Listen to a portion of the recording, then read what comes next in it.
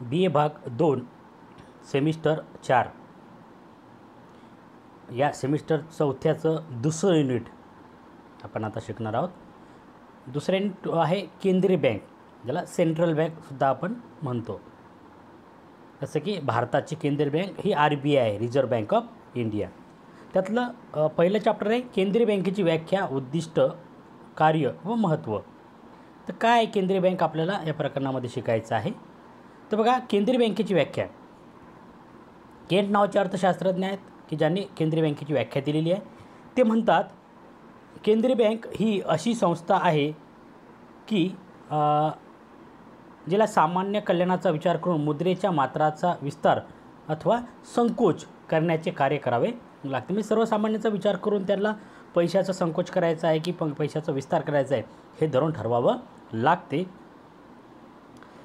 ती बँक म्हणजे केंद्रीय बँक होय. त्यानंतर क्राउथर म्हणतात इतर बँकांचा जनतेशी संबंध येतो किंवा इतर बँकांचा जनतेशी जसा संबंध असतो तसाच केंद्रीय बँकेचा इतर बँकांशी संबंध असतो. म्हणजे जसं आपण इतर सगळे ग्राहक हे आपल्या व्यापारी बँकामध्ये जात असतात, पण केंद्रीय बँकेचा आणि आपला ग्राहकांचा डायरेक्ट संबंध येत नाही. पण केंद्रीय बँकेचा आणि आपण ज्या बँकेत व्यवहार करतो त्या बँकांचा मात्र जवळचा संबंध आहे. त्या बँकांवर RBI किंवा ही जी केंद्रीय बँक आहे या केंद्रीय बँकेचं पूर्णतः नियंत्रण असते. त्यानंतर केंद्रीय बँकेची उद्दिष्टे. काय उद्दिष्ट आहेत या केंद्रीय बँकेचे? तर पहिलं आहे चलनावर नियंत्रण ठेवणे. चलनावर नियंत्रण ठेवणे म्हणजे जसं की आपल्या देशाचं चलन आहे रुपया, या रुपयावर नियंत्रण ठेवणे म्हणजे रुपयाची किंमत वाढली, रुपयाची किंमत वाढवणे, रुपयाची किंमत कमी करणे, किती प्रमाणात चलन छापणे, चलनाचा संकोच करणे, चलनाचा विस्तार करणे, ह्या सगळ्या क्रिया करण्याचं काम देशातील केंद्रीय बँक करत असते. आणि म्हणून चलनावर एक हुकमी अधिकार हा या केंद्रीय बँकेचा असतो आणि म्हणून तिचं उद्दिष्ट असते की या चलनावर ती नियंत्रण ठेवत असते. त्यानंतर नंबर 2 व्यापारी बँकांवर नियंत्रण ठेवणे.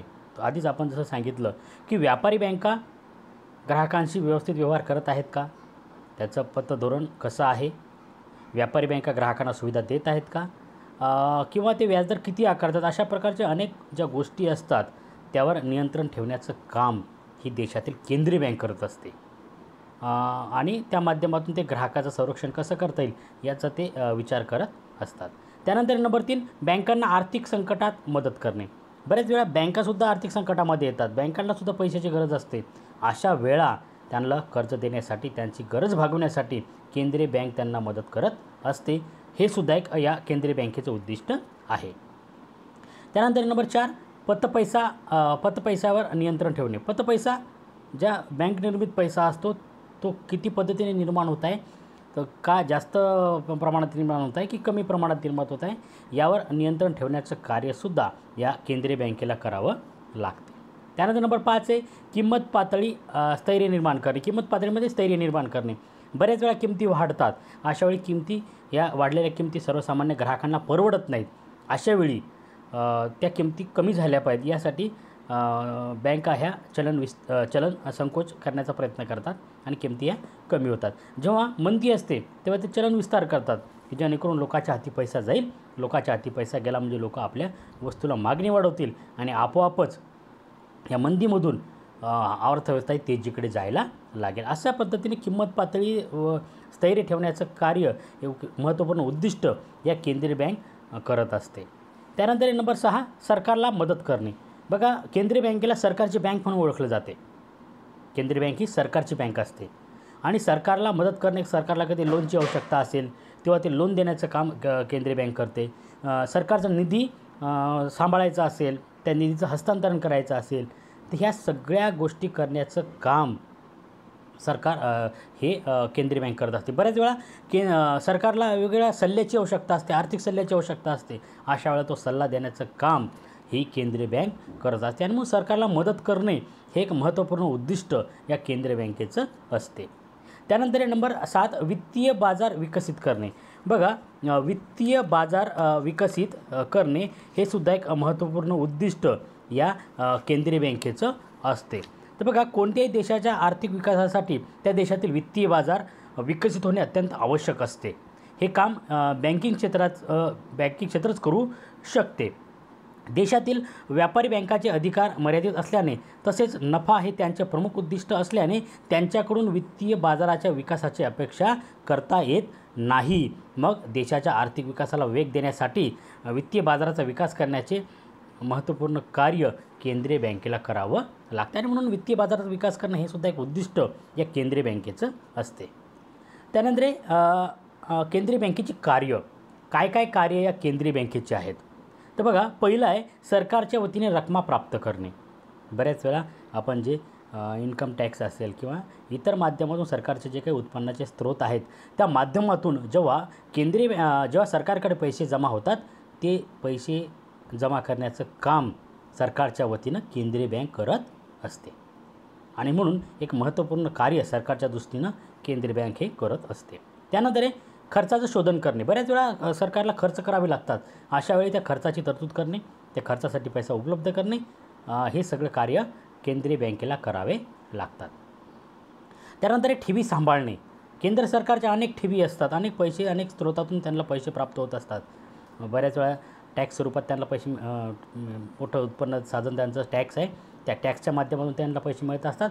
अशावेळी तो टॅक्स किंवा ते टॅक्स स्वरूपात मिळणारेला पैसा जो आहे तो जमा करण्याचं काम, सांभाळण्याचं काम या केंद्रीय बँकेला करावं लागते. इतर सरकारचे काही उद्योग असतात, व्यवसाय असतात, त्यामधून मिळणारा जो काही नफा आहे किंवा जो काही रक्कम आहे ते सुद्धा सांभाळण्याची जबाबदारी देशातील केंद्रीय बँकेची असते आणि हे एक महत्त्वपूर्ण कार्य सरकारच्या दृष्टीनं केंद्रीय बँक सरकारच्या वतीनं करत असते. त्यानंतर कर्जाची व्यवस्था करणे. सरकारला जर कर्ज हवे असेल आणि केंद्रीय बँकेकडे पैसे उपलब्ध नसतीलही तर दुसरीकडून पैसे उपलब्ध करून देण्याची जबाबदारी केंद्रीय बँक ही सरकारच्या वतीने करत असते आणि म्हणून सरकारला पैसा वेळोवेळी पुरवण्याचं काम, त्यांना मदत करण्याचं काम केंद्रीय बँक करत असते. त्यानंतर सरकारला कर्ज देणे. डायरेक्टली सरकारला विशिष्ट व्याजदरावर सरकारला कर्ज देण्याचं कामसुद्धा देशातील केंद्रीय बँक करत असते. त्यानंतर सरकारला सल्ला देणे. आधी जसं सांगितलं तसं आर्थिक विकासासंदर्भात, महागाई संदर्भात, मंदी संदर्भात, तेजी संदर्भात, व्यापार चक्रासंदर्भात जो सल्ला केंद्रीय सरकारला हवा असतो तो सल्ला देण्याचं काम देशातील केंद्रीय बँक करत असते. त्यानंतर नंबर 7 इतर बँकांचा कोष ठेवणे किंवा सांभाळणे. इतर सगळ्या बँकांचा कोष हा केंद्रीय बँकेकडे जमा असतो, ज्याला विशिष्ट पद्धतीनं जी रक्कम आहे एकूण जी व्यापारी बँकेकडे जमा होते त्यातील विशिष्ट टक्के रक्कम ही केंद्रीय बँकेकडे जमा होते आणि तो कोष सांभाळण्याची जबाबदारी, ठेवण्याची जबाबदारी केंद्रीय बँकेची असते. ते एक महत्त्वपूर्ण काम व्यापारी बँकेच्या दृष्टीनं केंद्रीय बँक ही करत असते. त्यानंतर नंबर 8 अंतिम ऋणदाता म्हणून कार्य करणे. सरकारला जेव्हा कर्जाची आवश्यकता असेल किंवा बँकेला जेव्हा कर्जाची आवश्यकता असेल, बँका जेव्हा डुबायच्या मार्गावर येतात तर बँकाला दुसरा कोणताच पर्याय उपलब्ध नाही, अशावेळी बँकांना कर्ज देण्याचं काम ही देशातील केंद्रीय बँक करत असते, म्हणून तिला अंतिम ऋणदाता असं संबोधल्या जाते. ते एक महत्त्वपूर्ण काम, कर्ज देण्याचं काम ही देशातील केंद्रीय बँक करत असते. त्यानंतर नंबर 9 बँकांना सल्ला देणे. बँकांना वेळोवेळी सल्ला शाखा विस्तारासंदर्भातले असतील किंवा कर्जासंदर्भातले असतील, व्याजदरासंदर्भातले असतील, वेगवेगळ्या योजनासंदर्भातले असतील, हे सल्ले देण्याचं काम देशातील केंद्रीय बँक ही करत असते. त्यानंतर समाशोधन गृहाची सोय करणे. समाशोधन गृह जसं आपण या आधीच्या लेक्चरमध्ये शिकलो होतो की जेव्हा एकमेकावर बँका चेक लावतात तेव्हा ते समाशोधन गृहाच्या माध्यमातून त्या चेकचं क्लिअरन्स किंवा चेक वटवणे आपण ज्याला मराठीमध्ये म्हणतो ते वटवण्याचं काम त्या बँका करत असतात. अशावेळी समाशोधन गृहाची सोय करून देण्याची व्यवस्था केंद्रीय बँक करत असते. त्यानंतर प्रत्यय नियंत्रण हे साधारण बँकाच्या कर्ज स्वरूपात ज्या काही रकमा ग्राहकांना देत असतात किंवा जे प्रत्यय निर्मिती करत असतात त्या प्रत्यय निर्मितीवर नियंत्रण ठेवण्याचं काम हे केंद्रीय बँकेला करावं लागते, केंद्रीय अधिकोषाला करावं लागते. एक महत्त्वपूर्ण काम हे केंद्रीय बँकेचं आहे. त्यानंतर देशाची संचिती बाळगण्याचे कार्य. देशामध्ये जे काही संचिती आहे, जे काही पैशाचा जो कोश आहे तो सांभाळण्याची जबाबदारीसुद्धा केंद्रीय बँकेची असते. त्यानंतर आर्थिक नियोजनास सहाय्य. बघा, भारत स्वतंत्र झाल्यापासून किंवा त्या आधीपासूनही आर्थिक नियोजनासाठी सहाय्य करण्याचं काम आपल्या देशातील RBI किंवा रिझर्व्ह बँक ऑफ इंडिया करत आलेली आहे. म्हणजेच कोणत्याही देशातील केंद्रीय बँक ही आर्थिक नियोजनास सहाय्य करत असेल. जसं की पंचवार्षिक योजना असेल आपल्या देशामधील, 1 इयर प्लॅन असतील, यासाठी निधी जमा करणे, तो व्यवस्थित वितरित करणे, या सगळं कार्य देशातील केंद्रीय बँकेलाच करावं लागते. त्यानंतर आहे विदेशी विनिमय नियंत्रण. बघा, आपण म्हणतो की डॉलरच्या तुलनेत रुपयाचं मूल्य इतकं आहे, आज वाढलं उद्या कमी झालं, या गोष्टी आपण नेहमी ऐकत असतो. म्हणजेच आपल्या रुपयाचं आणि डॉलरचं जे काही विनिमय आहे त्यावर, किंवा जो विदेशी विनिमय आहे त्यावर नियंत्रण ठेवण्याचं कामसुद्धा देशातील केंद्रीय बँक करत असते. त्यानंतर आहे नंबर 15, आकडेवारी व माहितीचं प्रकाशन. बघा, बऱ्याच वेळा भाववाढी संदर्भातली आकडेवारी असेल, बेरोजगारी संदर्भातली आकडेवारी असेल, आर्थिक विकासासंदर्भातली आकडेवारी असेल, किंवा इतर अनेक ज्या वेगवेगळ्या समस्या देशासमोर उभ्या राहतात, अशावेळी त्या संदर्भातला सर्वे करण्याचं काम ही केंद्रीय बँक करत असते. त्यांच्याकडे आकडेवारी ते जमा करून ठेवत असतात आणि त्या आकडेवारीची किंवा त्या माहितीचे प्रकाशन करण्याचं कामसुद्धा केंद्रीय बँक करत असते. त्यानंतर आहे आंतरराष्ट्रीय सहकार्य. बघा, आर्थिक, जसं की IMF असेल, IMF इंटरनॅशनल मॉनिटरी फंड, आंतरराष्ट्रीय नाणेनिधी, किंवा वर्ल्ड बँक म्हणजे जागतिक बँक असेल, या ठिकाणी देशाचं प्रतिनिधित्व करण्याचं काम हे केंद्रीय बँकेचं असते. बघा, त्यासाठी आंतरराष्ट्रीय वेगवेगळ्या परिषदांना हजर राहणे, आंतरराष्ट्रीय स्वरूपातील ज्या काही चर्चा आहेत किंवा जे काही धोरणं होतात किंवा जे निर्णय होतात ते आपल्या देशामध्ये लागू करणे, किंवा आपल्या देशाला जर काही अडचण असेल त्या संदर्भातलं डिस्कस किंवा चर्चा ही आंतरराष्ट्रीय स्तरावर करण्याचं काम केंद्रीय बँकेच्याच मार्फत केल्या जाते. आणि हे सुद्धा एक आंतरराष्ट्रीय लेवलचं एक महत्त्वपूर्ण कार्य कोणत्याही देशातील केंद्रीय बँकेला करावं लागते. त्यानंतर एक केंद्रीय बँकेची भूमिका. जसं की कार्य आहे तशी त्याची भूमिकासुद्धा आहे, ते सुद्धा आपण थोडक्यामध्ये बघू. बघा, केंद्रीय बँकेची भूमिका. पहिलं आहे चलनावर नियंत्रण ठेवणे. आधीच आपण शिकलो की चलनावर नियंत्रण ठेवण्याचं काम हे देशामध्ये किती नोटा असाव्यात, किती नाणी असाव्यात, किती रुपयाच्या कोणत्या नोटा असाव्यात, कोणत्या नोटा बदलायच्या आहेत, या सगळं कार्य, कारण चलन निर्मितीचा एकाधिकार हा या केंद्रीय बँकेकडे असतो. त्यामुळे एक महत्त्वपूर्ण कार्य, महत्त्वपूर्ण भूमिका देशाच्या विकासामध्ये नेहमीच ही केंद्रीय बँकेची असते. त्यानंतर नंबर 2, बँकिंग व्यवसाय सुसूत्रता आणणे. बँकिंग व्यवसायावर नियंत्रण ठेवणे, त्यामध्ये काही गोंधळ होत आहे का, जास्त प्रमाणात कर्ज दिले जात आहेत का, कर्ज व्याजदर किती आहेत, या संदर्भातलं नियंत्रण ठेवण्याचं कार्य या बँकिंग व्यवसायामध्ये नियंत्रण ठेवून त्यामध्ये सुसूत्रता आणण्याचं काम या केंद्रीय बँकेला करावं लागतं. तीसुद्धा एक महत्त्वपूर्ण भूमिका या केंद्रीय बँकेची असते. त्यानंतर नंबर 3, कर्ज निर्मितीवर नियंत्रण ठेवते. बऱ्याच वेळा आपण पाहतो, या अगोदरच्या लेक्चरला आपण शिकलो की बँका काय करत असतात, ठेवी स्वरूपात ग्राहकाकडून ठेवी जमा करतात आणि कर्ज स्वरूपात ते कर्जदाराला देत असतात. पण अशावेळी ही कर्ज निर्मिती कोणत्या दराने होत आहे, व्याजदर काय आहेत, यावर नियंत्रण ठेवण्याचं काम या केंद्रीय बँकेला करावं लागते. त्यानंतर नंबर 4, चलन दरात स्थैर्य आणते. चलन दरात स्थैर्य आणते. बघा, मी अगोदर सांगितलं, अगोदरच्या पॉईंटमध्ये आपण शिकलो की विदेशी विनिमय, एका डॉलरचं मूल्य भारतीय रुपयामध्ये काय असावं याचं जसं नियंत्रण हे आपल्या देशातील RBI म्हणजे रिझर्व्ह बँक ऑफ इंडिया करत असते. म्हणजे चलन दरात म्हणजे एकदम रुपयाचं मूल्य कमी होणंही चांगलं नाही आणि खूप वाढणंसुद्धा चांगलं नाही. म्हणजे या दोन्हीमध्ये संतुलन कसं साधता येईल. रुपयाचं मूल्य आपण म्हणतो की रुपयाचं अवमूल्यन झालं, उद्रवमूल्यन झालं, तर ह्या दोन्ही गोष्टी टोकाच्या होता कामा नये. त्यामध्ये स्थैर्य कसं प्रस्थापित करता येईल या संदर्भातील प्रयत्न हे देशातील केंद्रीय बँक करत असते आणि म्हणून त्याची ही एक महत्त्वपूर्ण भूमिका, या चलन दराचे स्थैर्य आणणे एक महत्त्वपूर्ण भूमिका या केंद्रीय बँकेची असते. त्यानंतर नंबर 5, मौद्रिक धोरण निश्चित करते. मौद्रिक धोरण. बघा, जसं की 2 धोरण असतात, एक राजकोषीय धोरण आणि एक मौद्रिक धोरण.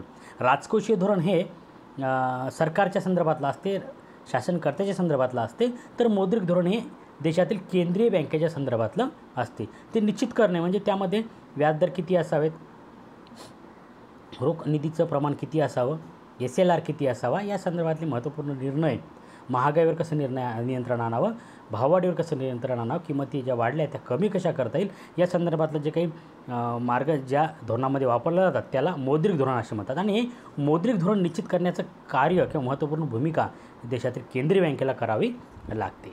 त्यानंतर हे बँकिंग व्यवसाय सुदृढ व संघटित करते.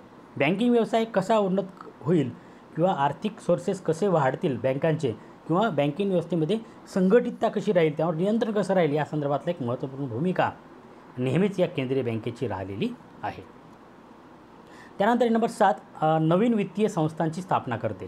नवीन वित्तीय संस्था, जसं की नवीन बँकांना शाखा जर सुरू करायच्या असतील तर त्यांना RBIची परवानगी घ्यावी लागते, किंवा नवीन बँकेला जर या आपल्या क्षेत्रामध्ये यायचं असेल तर त्याच्यासाठी सुद्धा परमिशन किंवा त्याची परवानगी ही केंद्रीय बँकेकडून घ्यावी लागते. आणि म्हणून नवीन वित्तीय संस्थांची स्थापना करणे हे एक महत्त्वपूर्ण भूमिका केंद्रीय बँकेची आहे.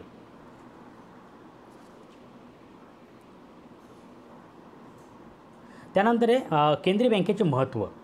पहिलं आहे मौद्रिक व्यवस्थेत एक वाक्यता आणते. म्हणजे मौद्रिक जी काही सिस्टीम आहे की त्या मौद्रिक व्यवस्थेमध्ये मौद्रिक धोरणाच्या माध्यमातून ती एक वाक्यता, एक सूत्रता आणण्याचं महत्त्वपूर्ण काम केंद्रीय बँक करत असते. आणि हे खूप महत्त्व आहे, कारण यामुळं सगळ्या बँकिंग क्षेत्रावर नियंत्रण या देशातील केंद्रीय बँकेचं राहते.